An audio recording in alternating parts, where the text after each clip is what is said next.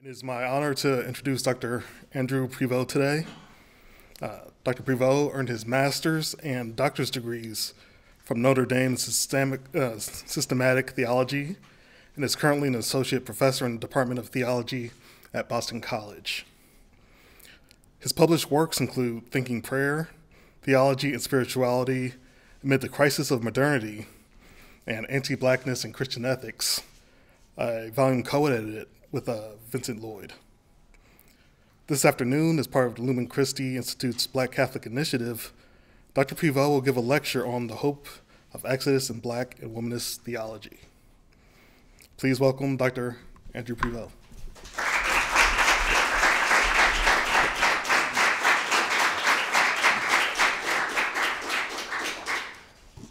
It's really wonderful to be here in Chicago. Can you all hear me okay?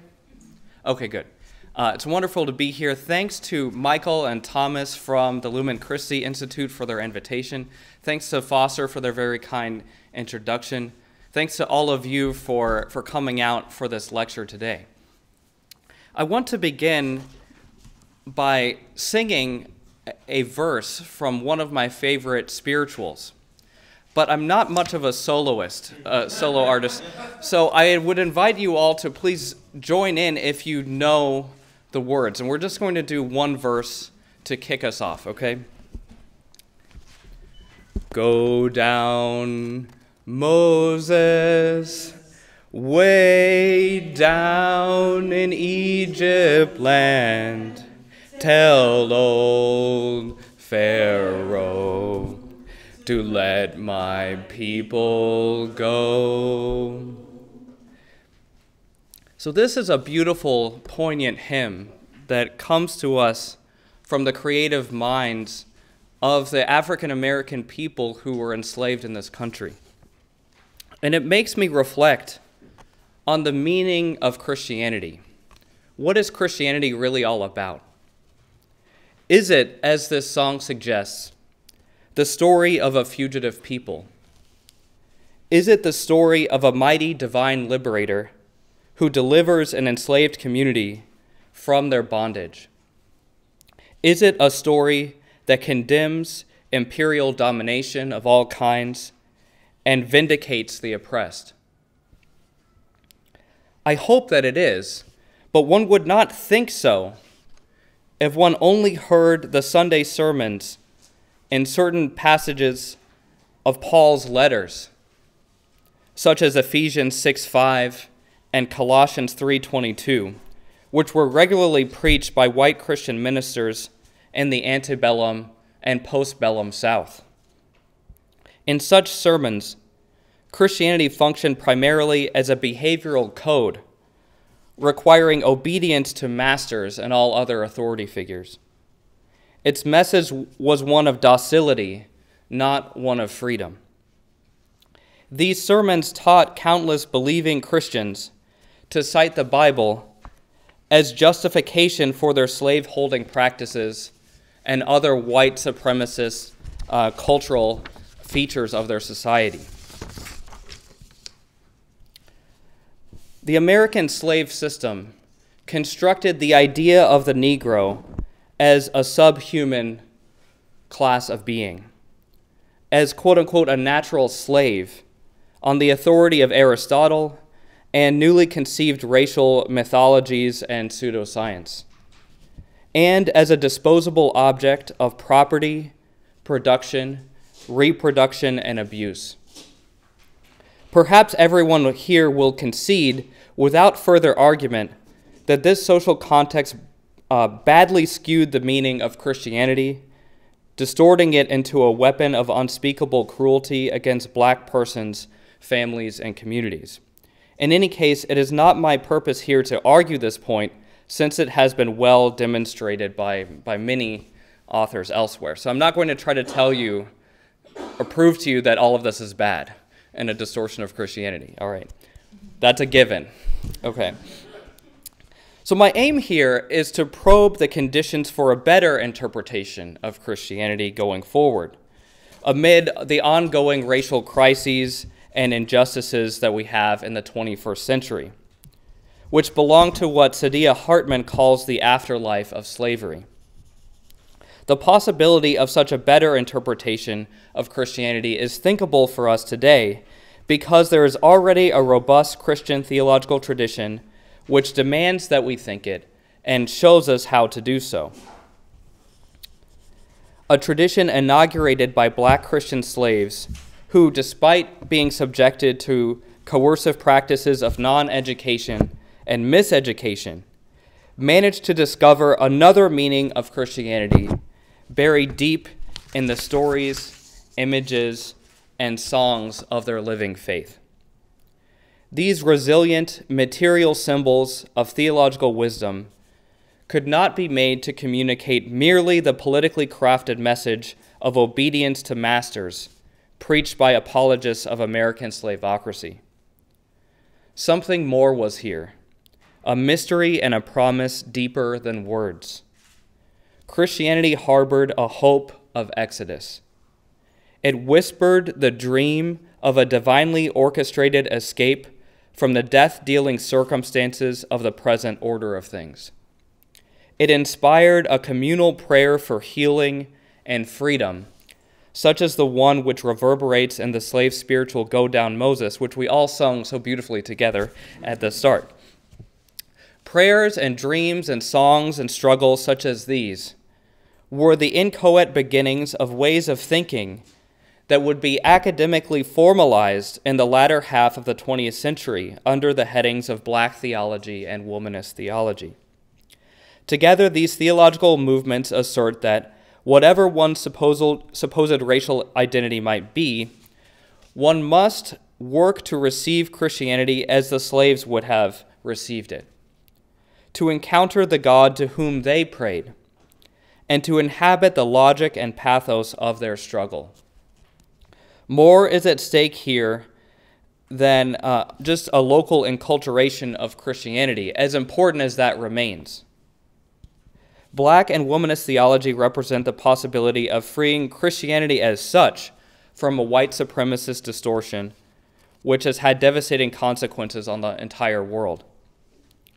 To be clear, I believe that the most fundamental question here is whether one affirms the full human dignity of those multitudes of human beings who were shackled, raped, and murdered simply because of their darkly colored bodies and African pedigrees. Doing so is an absolute moral imperative, as absolute as the respect owed to any human being whatsoever. And this demand of justice does not strictly depend on Christian commitments. So you don't have to be Christian to understand that this is an important moral demand.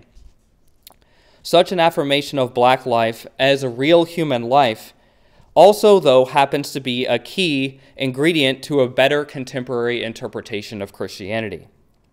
In short, overcoming white supremacy is not only a matter of cultural accommodation to a select racial group, it is also a moral mandate for the entire world and a theological mandate for the entire church.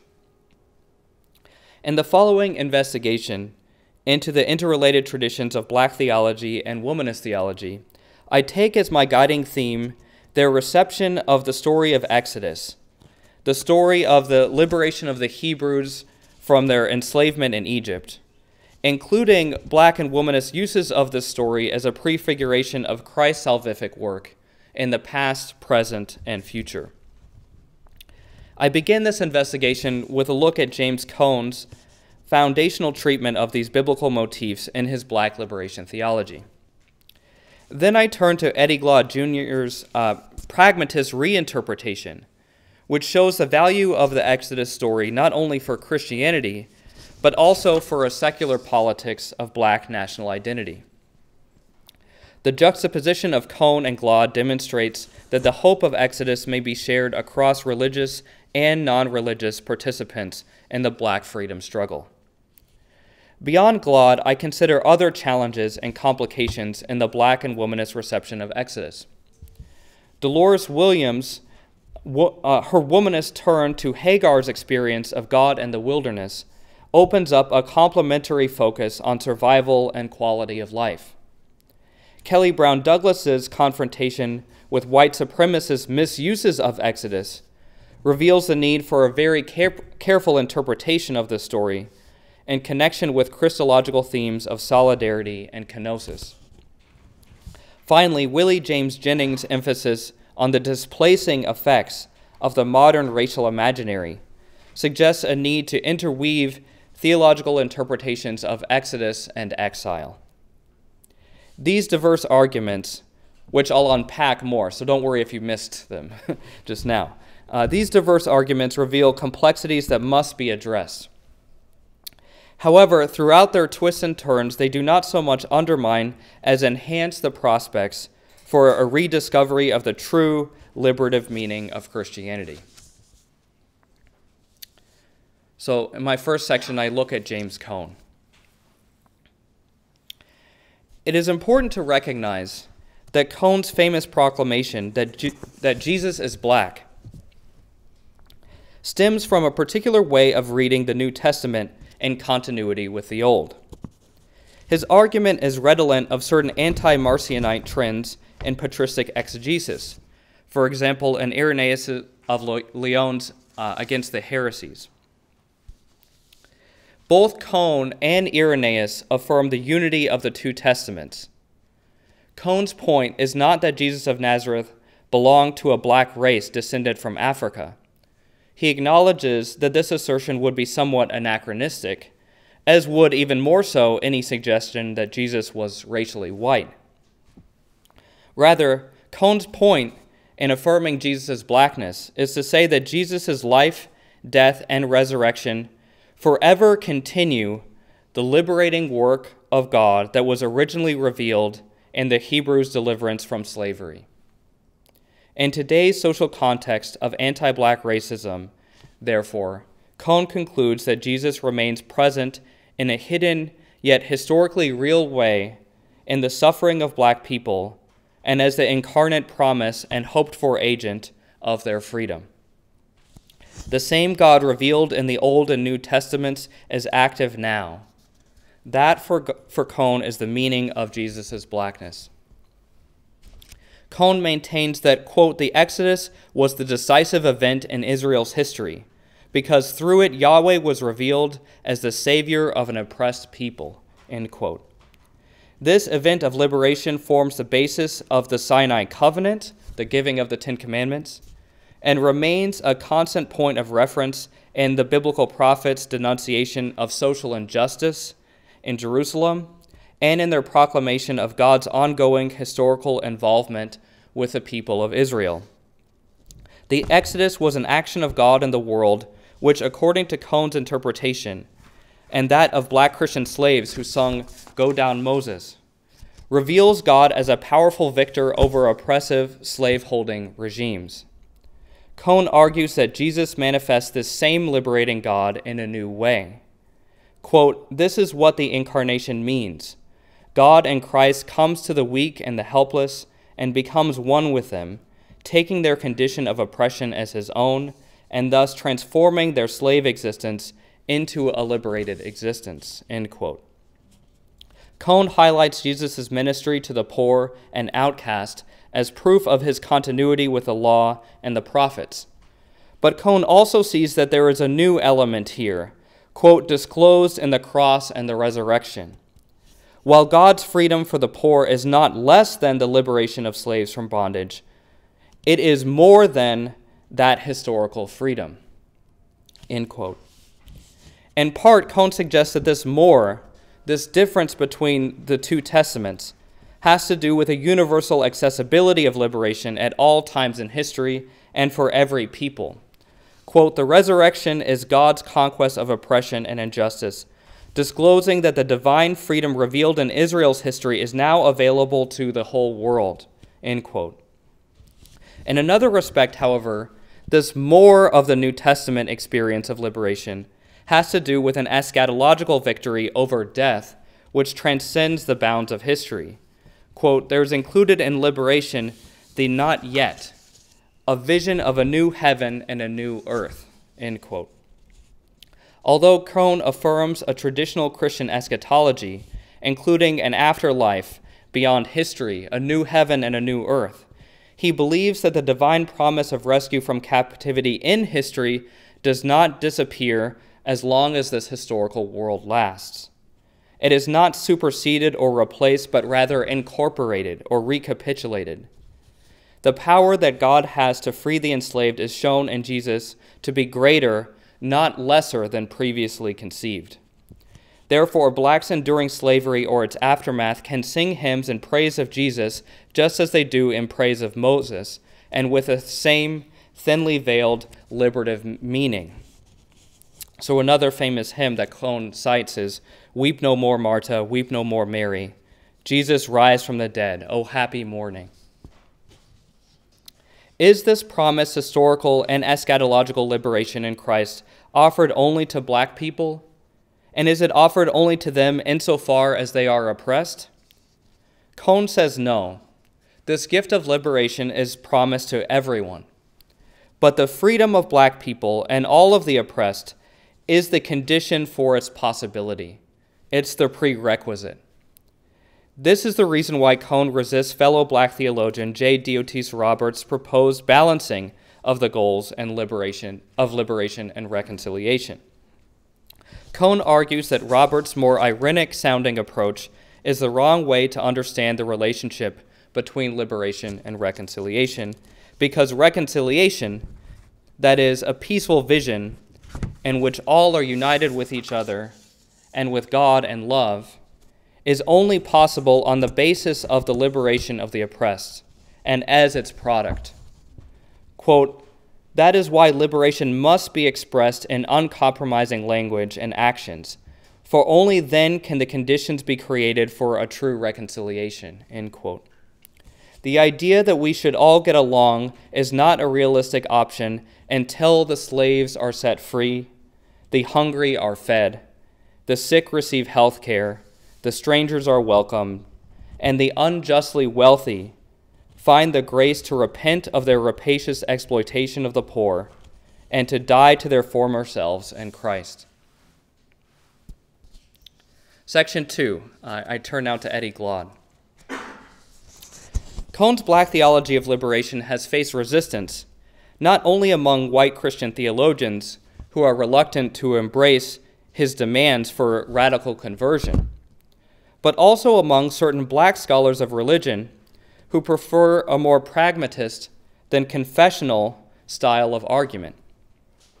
Instead of contending on the basis of biblical testimony that God is a liberator of the oppressed, as Cone does, many scholars of this pragmatist stripe, such as Cornel West, Victor Anderson, and Anthony Pinn, mainly inquire into the positive and negative social effects of various Christian symbols, stories, and beliefs, prioritizing the pragmatic question about how these symbols function over the theological exposition of their meaning within a presupposed deposit of divine revelation. Eddie Glaude Jr. belongs to this camp as well. In his book called Exodus with an exclamation point, he interprets the biblical story of Exodus by focusing on its utility and the formation of a black national political identity, which would be based on black communities' solidarity in suffering and struggle rather than their genetics, their geography, or any formal sense of statehood. He brackets the question of whether there is any real divine liberator at work in this black nation-making process. So for Glaude, he's taking this theological story and translating it in a way that can appeal to blacks whether or not they believe that God is a reality. Glaude's approach to Exodus is noteworthy for a couple of reasons. First, it illustrates that a secularization of theological concepts, as Carl Schmitt might call it, is part of the way that the biblical Exodus narrative has been retrieved in African American communities fighting against racism. This is sometimes overlooked if we assume all black people are religious. That's not true. Some are secular. This secularization may trouble some theologians, including some who are sympathetic to Cone and who are committed to praising the living God of their faith. However, to some readers skeptical of religion, Glaude's pragmatist interpretation may offer an attractive option. Glaude's book helps one see that a black politics consonant with Christian faith in a divine liberator may constitute a positive mediation of the moral content of Christianity, even where explicit Christian commitments subside. Such a pragmatist account, then, may simultaneously threaten and extend the significance of the Christian story of divine liberation. Now, one way that we see this happening is through Glaude's practice of quotation. His book is filled with many quotes from black Christian sources that we might otherwise have lost sight of. His many references to these Christian theological texts, which he interprets in a pragmatist and somewhat secularizing way, have the intended or unintended effect of keeping the original meaning of these stories somewhat alive for Christians and non-Christians alike. For example, when he analyzes David Walker's 1829 theological Jeremiad, called Appeal to the Colored Citizens of the World, Glaude quotes the following powerful lines. So this is Glaude quoting Walker. "Though our cruel oppressors and murderers may, if possible, treat us more cruel than Pharaoh did the children of Israel, yet the God of the Ethiopians has been pleased to hear our moans in consequence of our oppression, and the day of our redemption from abject wretchedness draweth near, when we shall be enabled, in the most extended sense of the word, to stretch forth our hand to the Lord our God." End quote. Glaude is interested in the way that such ideas help to form African Americans into a people or a nation. But it remains difficult for me as a Christian to look past David Walker's original theological insight here when I read it in Glaude's text, namely that the God of the Hebrews is the God of the Ethiopians too, that this very God hears the cries of the oppressed, condemns their oppressors and murderers, and will soon bring them a day of redemption. The religious and secular meanings of the Exodus are communicated simultaneously through Glaude's text.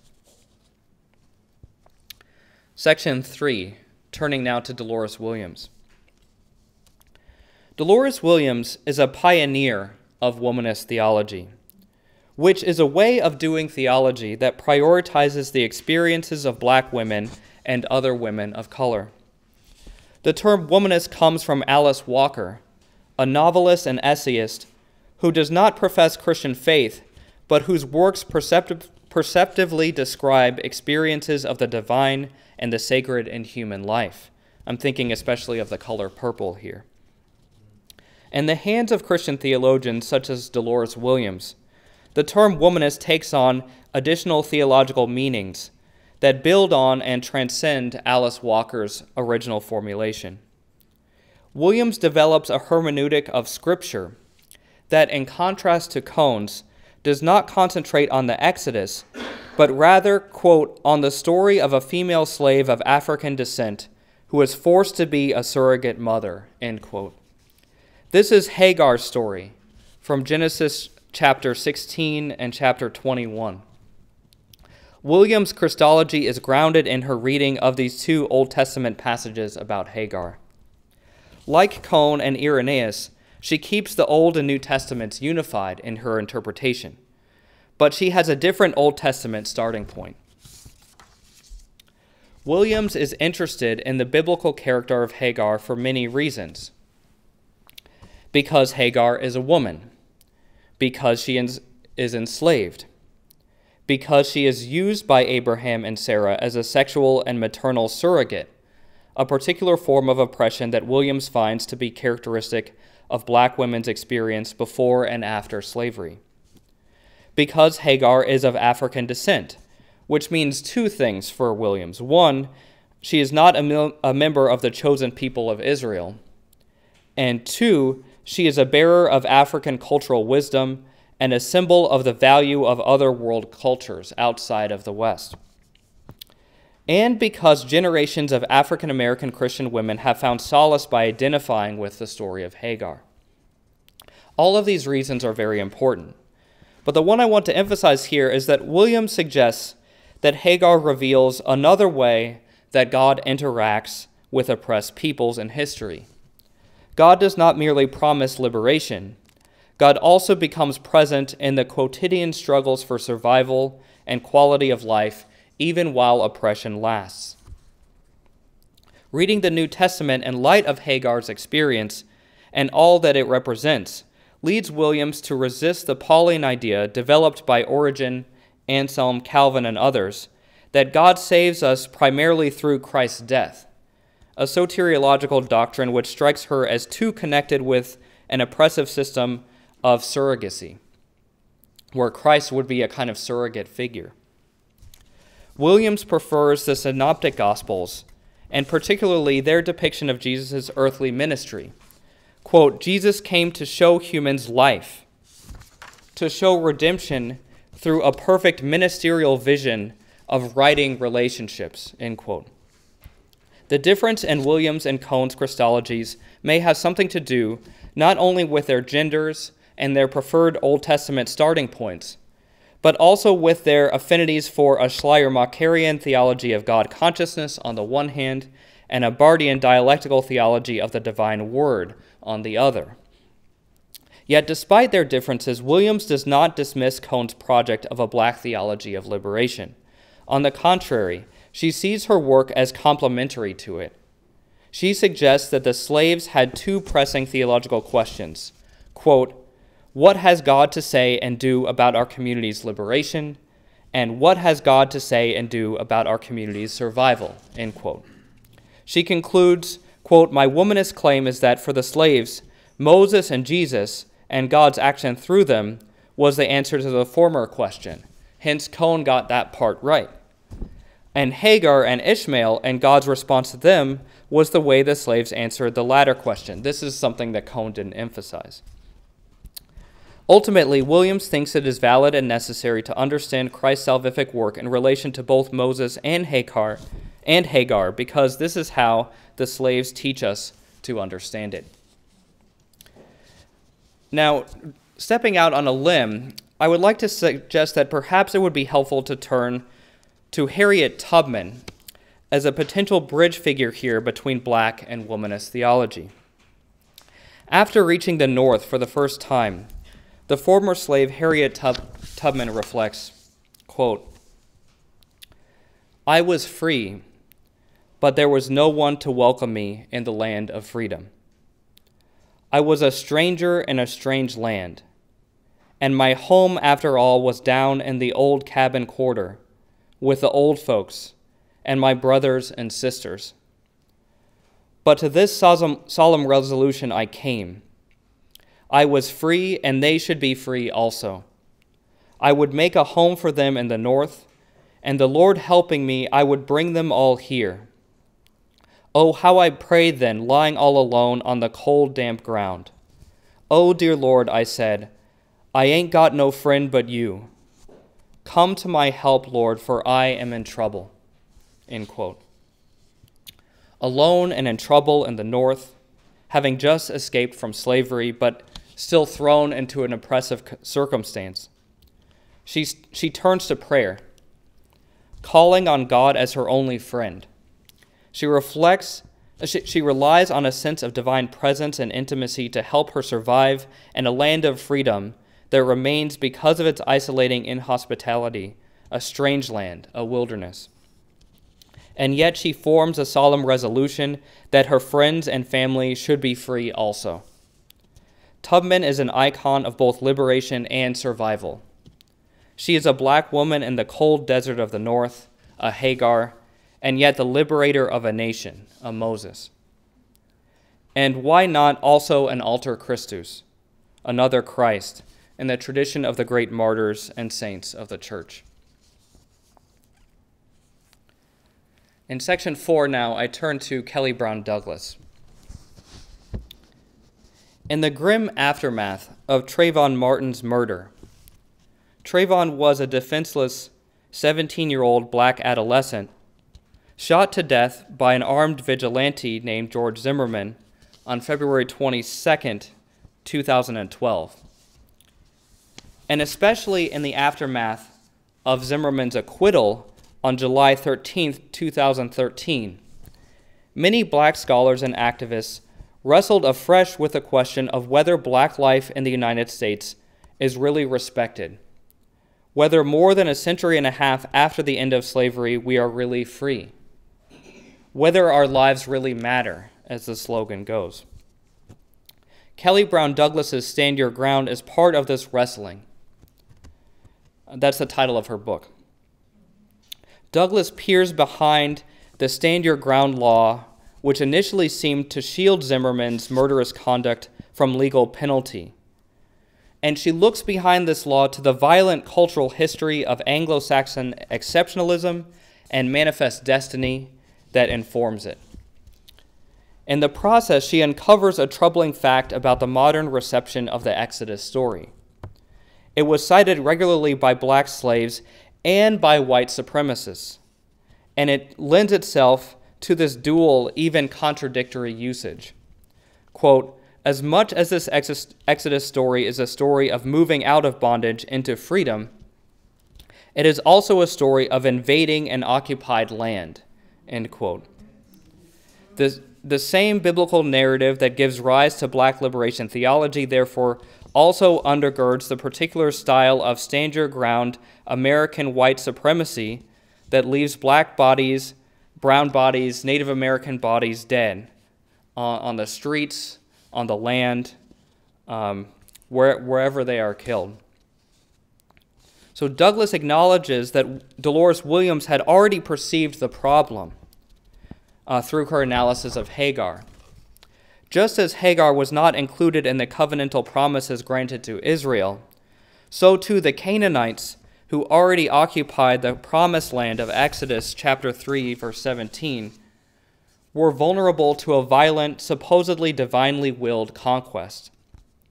All that was required to repeat this terror in modernity was a myth of white racial superiority, provided by a strangely enthusiastic rereading of Tacitus's Germania, and by an implausible claim on the part of those identifying themselves with the Anglo-Saxons in Tacitus's text, to be a new chosen people akin to the biblical people of Israel. These ingredients have spelled disaster for blacks, Native Americans, and other people of color in this country. Yet Douglas stresses that slaves received the Exodus story differently, focusing on the condition of being oppressed and the hope of freedom, and decidedly not on the promise of taking over an occupied territory and ruling it as a divinely exalted race. Douglas writes, quote, the point of identification with the Exodus story for the enslaved did not lie in their exceptionalist claim to be the chosen people of God. Rather, the identification was based on the recognition that their historical condition was the same as that of the Israelites, a condition contrary to the freedom of God. So they reasoned, if God freed the Israelites, God would free them, end quote. How much hangs then not merely on the biblical story itself, but on the manner in which it is interpreted, and by whom and for what reasons or for what motives. Like Cone and Williams, Douglas connects the meaning of the Old Testament with the New. In particular agreement with Cone, she argues that, quote, the Jesus story serves as a new Exodus, end quote. However, her interpretation of this connection is unique.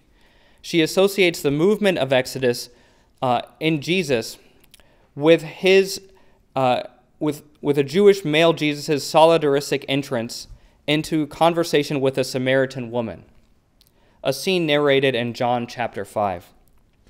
On Douglas's reading, the Samaritan woman represents a condition of racial, economic, religious, and gendered marginalization, which Jesus canonically embraces, not clinging to the privileged status afforded him by his divine origin or even his membership in a chosen people, but going out to welcome and liberate the stranger. In his exodus from Judea into the world of the Samaritan woman, quote, Jesus frees her from the social religious constructs that deemed her an offense and restores her sacred identity, end quote. According to Douglas, Jesus' self-emptying exodus continues in his death on the cross, which she understands as, quote, a triumph over all that denies life, end quote. And it continues today as Jesus becomes present and those black persons like Trayvon who live and die with racialized bodies targeted by a violent white supremacist culture. Alluding to Matthew 25, Douglas concludes, quote, "The Matthean question today might be, 'But Lord, where did we see you dying and on the cross?' And Jesus would answer, 'On a Florida sidewalk, at a Florida gas station, on a Michigan porch, on a street in North Carolina. As you did it to one of these young black bodies, you did it to me,'" end quote. In section 5, I turn to Willie Jennings. Jennings argues that race exerts power over our bodies. It does so not only by changing and managing their places, whether these are understood to be physical or metaphorical. I'm sure you've heard the phrase, "stay in your place." But also by altering the very ways that identity is constructed in relation to place. This is one of the central insights in his impressive genealogical and theological study called The Christian Imagination. If the biblical Exodus story tells the tale of Hebrews moving triumphantly from a place of bondage in Egypt to another of freedom in Canaan, the transatlantic slave trade tracks a very different type of movement. Peoples from Africa are displaced violently into the Americas, transported from a condition of indigenous dwelling and community to one of precarious exile, indeed from life to death. Race as we know it now, race conceived in black and white, race conceived in the legacies of anti-black racism, was produced in this displacement and by means of it. The violent shift here is not only from one geographical location to another. The basis of identity moves symbolically but very powerfully from rootedness in a particular land to the color of one's body. Quote, "Without place as the articulator of identity, human skin was asked to fly solo and speak for itself," end quote. The transition from place-based to race-based identity occurs in this terrifying claustrophobic site or non-site of the slave ship. Quote, "The wooden world of the ship delivered them, African slaves, such as Olaudah Equiano, into the colonial world. But first it served as a replacement. The ship replaced the land by reformulating ecologies of identity around bodies, as it were, floating in space. That is, bodies floating on the undulating waves of the sea. This new basis of identity, which is all about how our bodies look instead of about the land from which we come, inaugurates a state of perpetual exile. The passage to racial identity is not merely a displacement to a foreign land, it is a condition of estrangement from land as such, or more fundamentally, from the possibility of being rooted or grounded in a life-giving way. Not only blacks, but also Jews and many other communities find themselves racialized and thereby exiled in this violent post-colonial world. Meanwhile, white identity is imagined as a constructor of spaces, as a new godlike creative and governing power presiding sovereignly over the whole colonized and racially subjugated globe. Whiteness usurps the invisible place of the Creator God. It pretends to reign on high. It fashions itself as a new kind of deity, a new kind of creator. The exilic symbolism in Jennings' argument might suggest, as 2nd Isaiah does, that the Exodus must now be lived in a new way, not as a flight toward an unknown destination, but as a sort of homecoming. So I suggest that 2nd Isaiah might be Jennings' Old Testament starting point. On this account, black liberation would not entail a permanent fugitive existence, but rather a return to one's own native place. But where might this be exactly? Jennings does not have a back to Africa agenda. He is not a Garveyite. On the contrary, when it comes to offering proposals for how to address the problem of race and modernity, he develops a biblically oriented Christian theological response. His answer is to return humbly to the God of Israel, who is revealed most fully in Christ. He contends that Israel is constituted most radically not as a political state or as an ethnic group, but as a covenantal community formed in relation to and in utter dependence on the divine word. Jennings reads the event of Exodus, particularly the 10 plagues, as a powerful divine action by which God breaks the hold of a particular oppressive land, slaveholding Egypt, on the identity of God's chosen people, and frees them at Sinai to embrace a new kind of identity rooted in the symbolic place of the covenant itself. Quote, "Thus God enfolds the holy people in the truth that Yahweh, not the land, is the giver of life. Yahweh, not the land, defines their identity," end quote. Although Jennings recommends a modern post-exilic return to Israel, he does not mean this in a Zionist, statist, or racial sense, but rather as a faithful act of rededicating oneself to a relationship with a Creator and Redeemer revealed in Israel's covenantal history, including its Christological recapitulation. And he cites Irenaeus on that as well. So we're seeing a kind of recapitulation in all of these sources.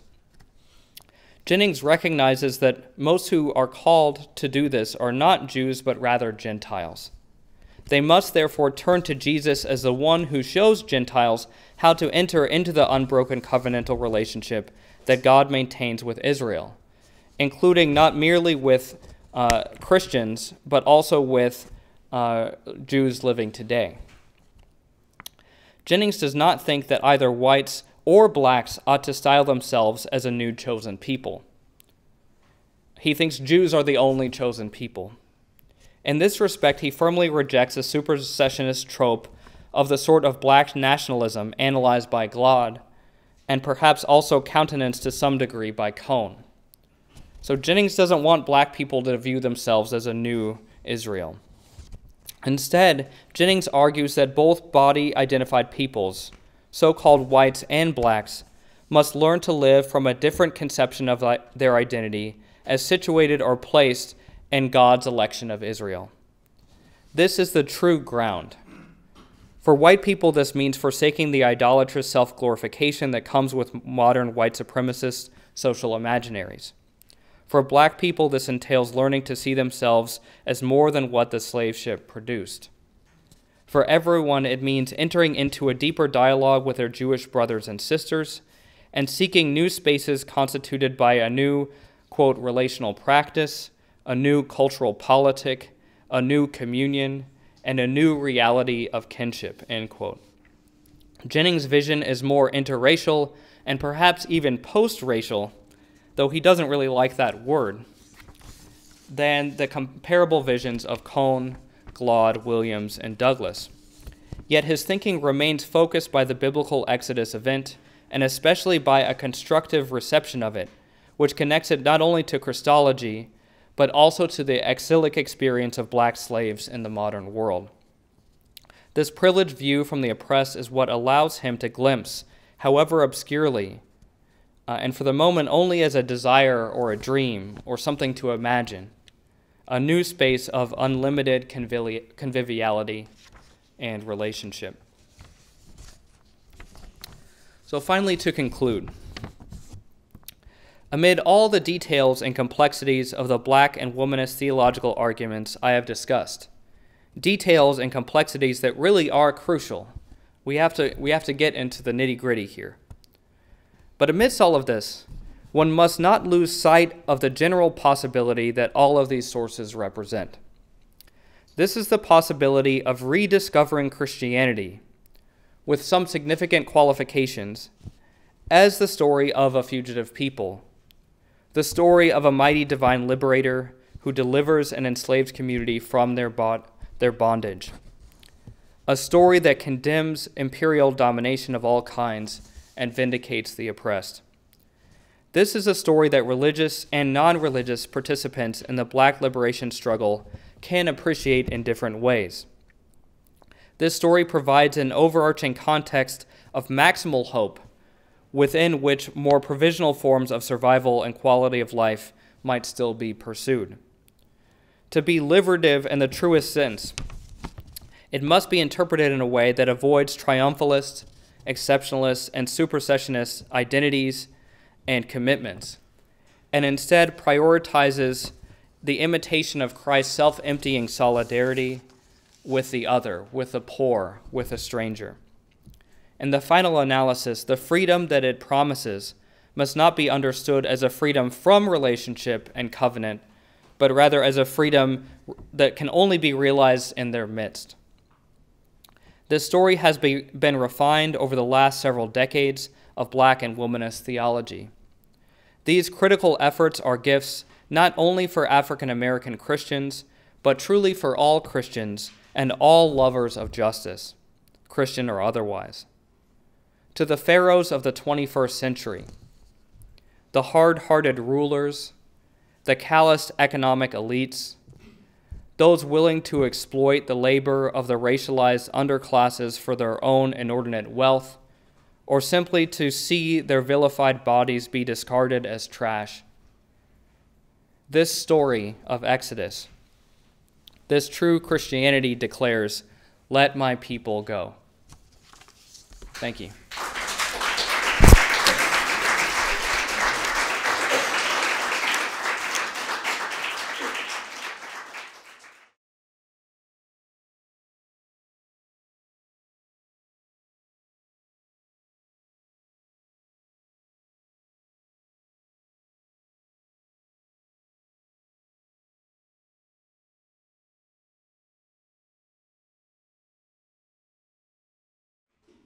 Good, yeah. So with some of those kinds of initiatives, I don't think one has to have a theological way of approaching them. You know, it's possible to get to some of those results without theology guiding the way. However, what I think theology can contribute and add are some of these sort of foundational stories that teach us something about the way God interacts with us in history and the kinds of things that God is doing. And some of those things you're talking about seem to me to also help us understand that the distinction between liberation and survival is not really a sharp dichotomy.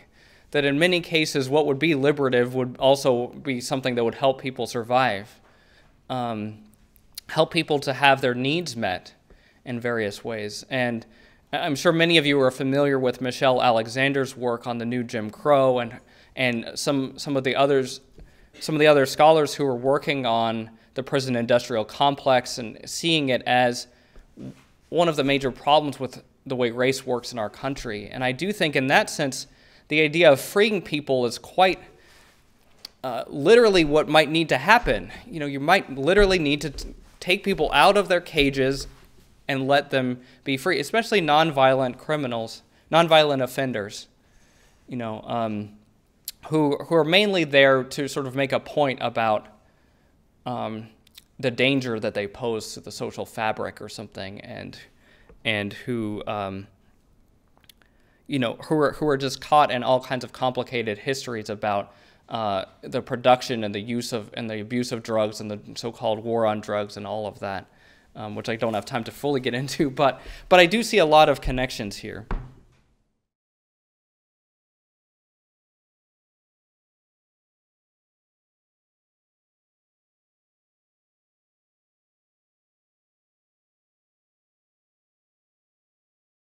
Yeah, that's really the question. That's a question that's pointing to the heart of what I'm struggling with here, when I'm asking what does Christianity really mean? And if you just look at history and what it's meant, it's not. If you look at the history of race in this country and how Christianity has shaped that, it's not a good thing. And you might think, well, it's crazy to think that Christianity is helpful. But even if you look at some of the biblical sources, you see the problematic things, you know, the treatment of the Canaanites, for instance, and the way that then that gets reduplicated. So many people then end up going in a post-Christian direction because they're so troubled by the violent legacies of historical Christianity. That's not where I'm coming from, though. I'm still trying to hold on to this hope that I actually think is there. I was trying to use certain words to suggest the way that it's there. It's there as sort of a dream or something we imagine, or it's whispered, or it's sort of embodied. It might not be the only dominant view. But I think that's where some of the fight has to be, is reclaiming the meaning of Christianity for a God who's really worth believing in. For a God who actually does care about the stranger, who cares about the people who are already on the land as well as the people who are being freed from another land. So I think that's some of the work that theology can do, is to try to help us interpret Christianity in a way that really is addressing these historical failures.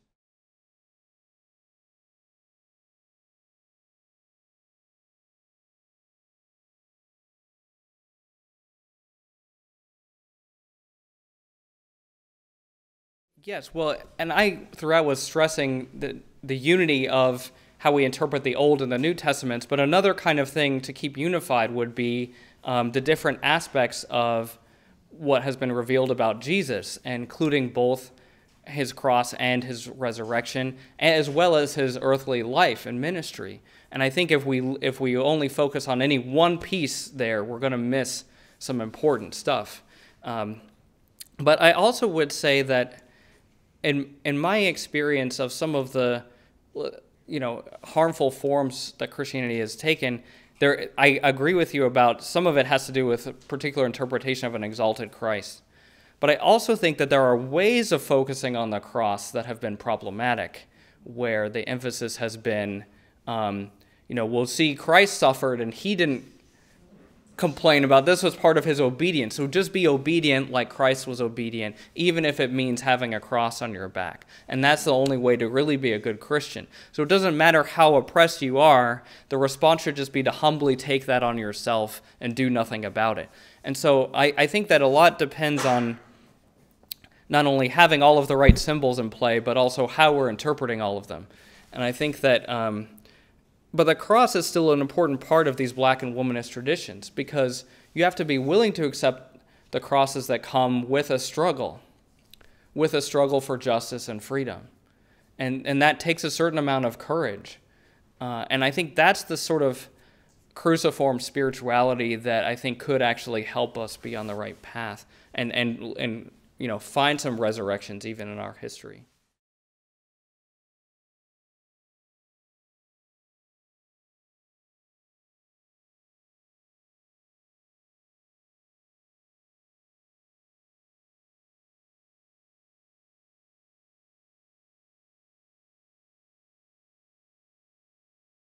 Yeah, so you're picking up on things that showed up perhaps almost inadvertently, because I've been reading some Black studies literature, and so it's part of my headspace. And then, but I also am a theologian, and so the two are sort of just coming together quite harmoniously in my own mind.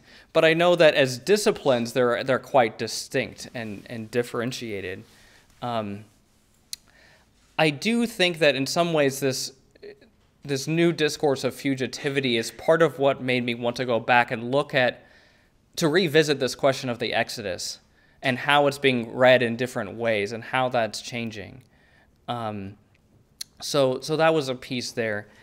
I talked with Saidiya I had a chance to meet Saidiya Hartman last summer, and I spoke with her. Sometimes she's counted as one of the Afro-pessimists, which is kind of a trend in Black studies these days. And I asked her, "Are you an Afro-pessimist?" And she said, she wasn't sure, and she asked me, "Well, do you think I'm an Afro-pessimist?"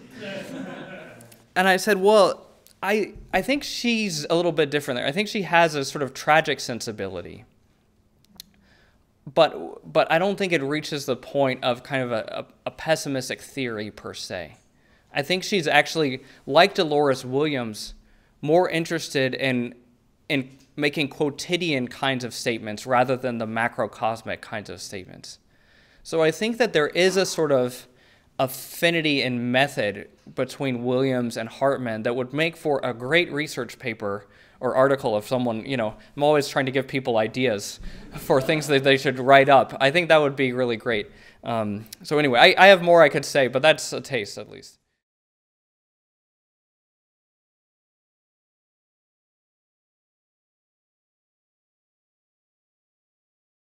Yeah, good. So my first book, Thinking Prayer, is really trying to suggest that a prayerful approach to theology is something worth considering taking seriously for a number of different reasons. I think that it can help us deal with the so-called end of metaphysics, which some of you who study postmodernity might know something about.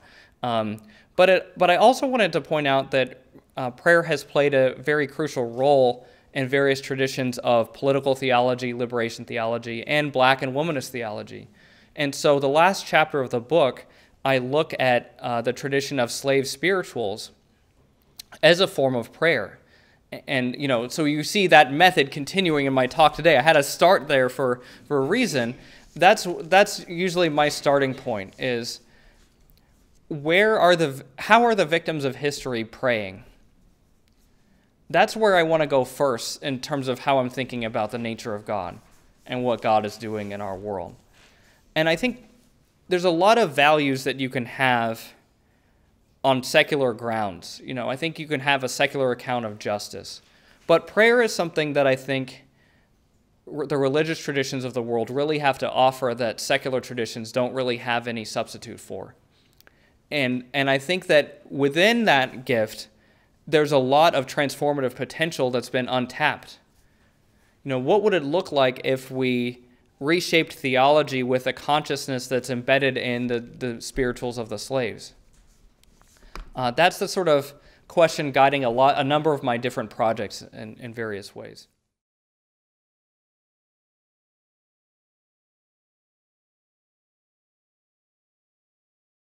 Well, amen to that. Now, I have to confess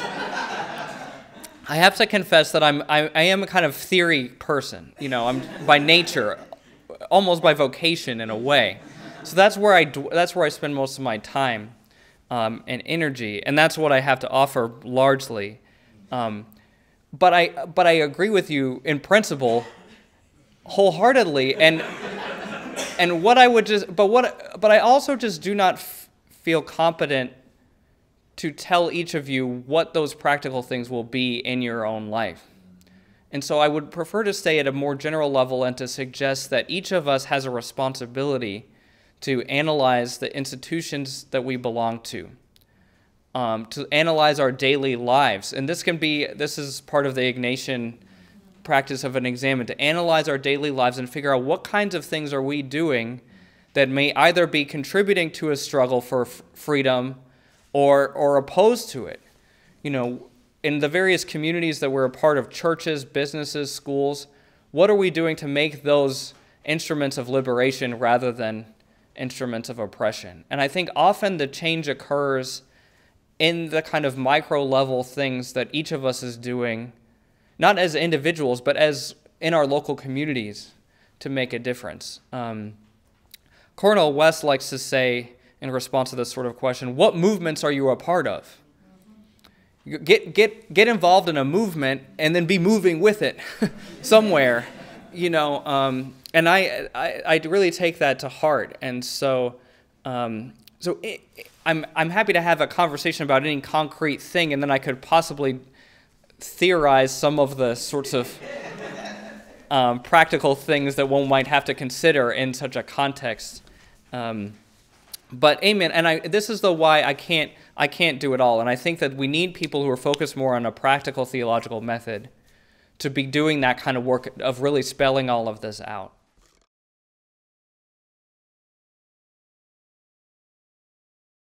The way I would like to approach that is by framing it in terms of the question of liberation for whom. And I think it has to be for everyone if it's real. And so a lot of the fake forms of liberation are not real liberation because they're confined to select groups of people.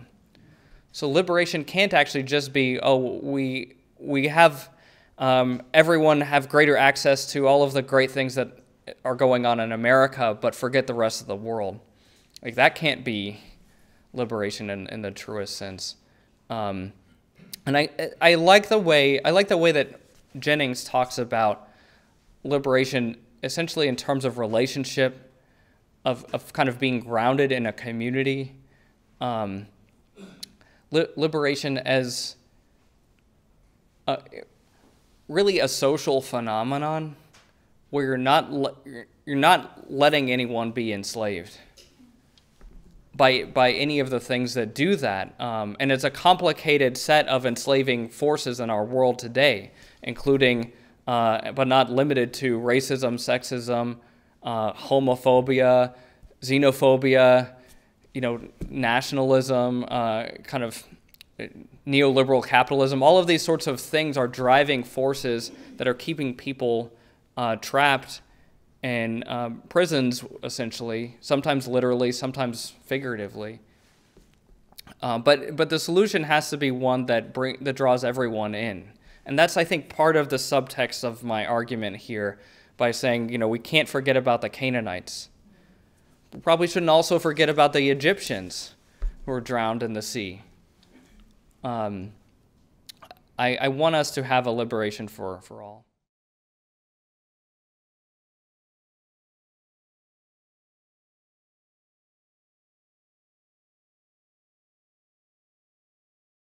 That's a really, really good question, and I have a lot of ambivalence about it.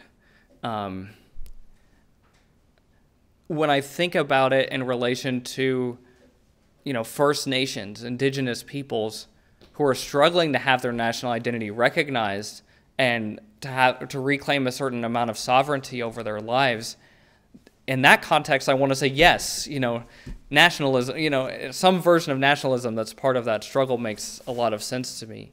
But when I think about the way that it's used to sort of keep people out because this is our country and so on, that really troubles me very deeply. And although I think the Black nationalist movements have done a lot in terms of affirming Black life, I worry about still the nationalist tendencies there. And the kinds of in-group, out-group distinctions that then form thanks to that. But also sometimes nations are the kind of level at which things can happen for the good. I don't think we could just sort of abolish all countries and have just one global system of governance. I'm worried about that too. So sometimes you need things to happen at various gradated levels, and maybe nationhood is part of those gradations. So you can see some of my ambivalence about it. To the extent that nations function as kind of forces of violence and exclusion, I'm very deeply troubled by nationalism. But to the extent that they give people some sense of ownership over their own lives, especially certain oppressed groups, then I can kind of really see the argument. So I'm Catholic. I was raised Catholic, and I was always a pretty sensitive person. And I think that sensitivity made me sensitive to other people's suffering, made me sensitive to my own suffering, because we all have that little bit of self-focus, but also to others. And I think that same sensitivity made me kind of alert to a sense of a kind of divine presence and life in the world. I grew up in Colorado in the mountains, and I think that that's where I probably started doing theology in a sense, or contemplation of the wonder of God. So I've always had that sort of contemplative side to me, and for me it's been very organically connected with a kind of empathy for people who are in conditions of horrifying trauma in our world. And so I've just been trying to think through all of that for many years now. And I'm still on a path of trying to figure out what to do with all of the things that are sort of registering on my soul.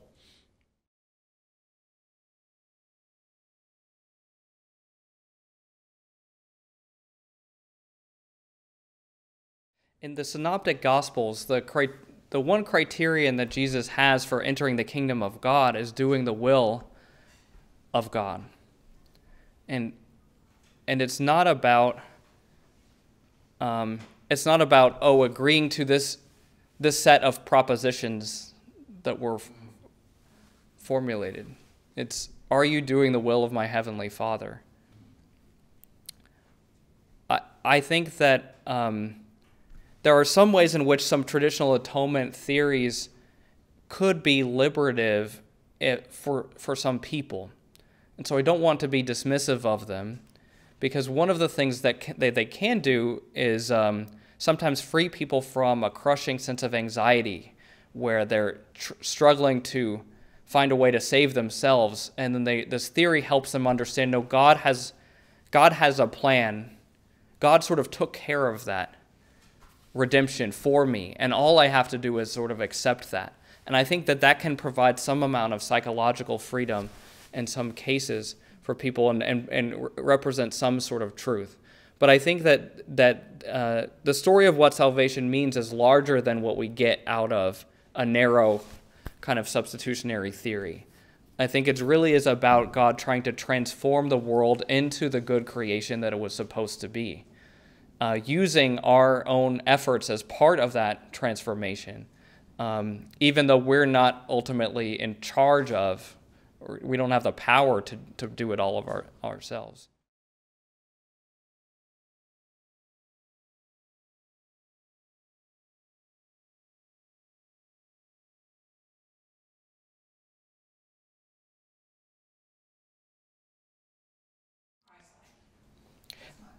Thank you for that comment. I think that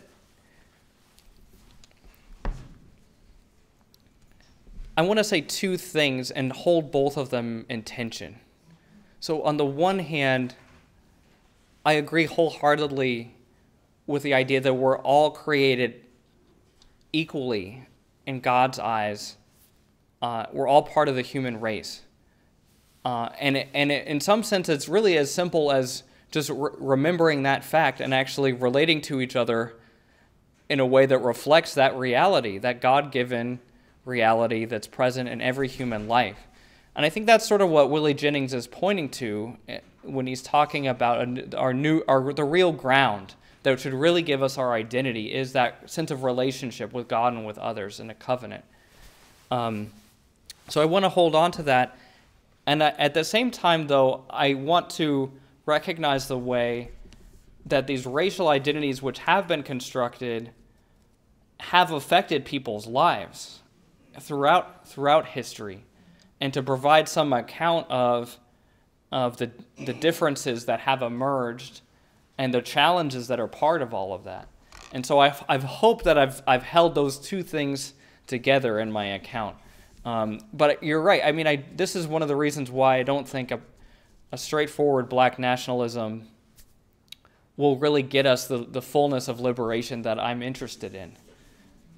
Because I think we really do need a liberation for everyone and all of God's creatures, really, including the animals who were just, exterminating through our careless use of this world. So, but that's what liberation means for me, and I think that really is at the heart of Christianity, to tie it back to the last question. So I just want to, in closing, thank all of you for your presence, your attentiveness, this conversation, which I found really enriching.